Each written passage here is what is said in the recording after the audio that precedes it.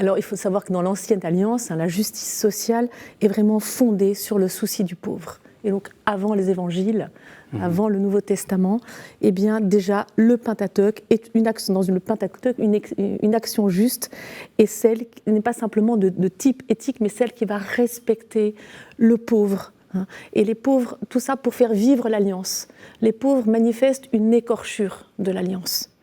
Pour le faux prophète Amos notamment, on l'a cité dans les dimanches derniers, pour la vie de luxure est toujours menée aux dépens de l'indigent.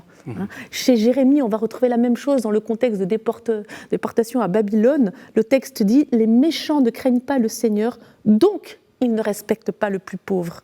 Vraiment, la relation au Seigneur, le connaître, le craindre et la relation à autrui sont intimement liés. Quelle est la nouveauté peut-être avec le Christ alors ? Alors, avec le Christ, justement, eh bien, la foi doit être traduite dans les œuvres. Il ne suffit pas de dire « Seigneur, Seigneur », au chapitre 7 de l'évangile de Matthieu, il faut pratiquer.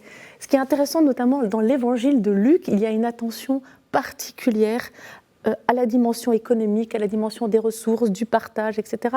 On va le retrouver dans l'évangile de l'enfance, dans le Magnificat, par exemple, après l'évangile de l'enfance, dans le discours inaugural du Christ, dans son ministère public. L'évangile concerne l'annonce des pauvres et des petits. On va le retrouver dans les béatitudes également.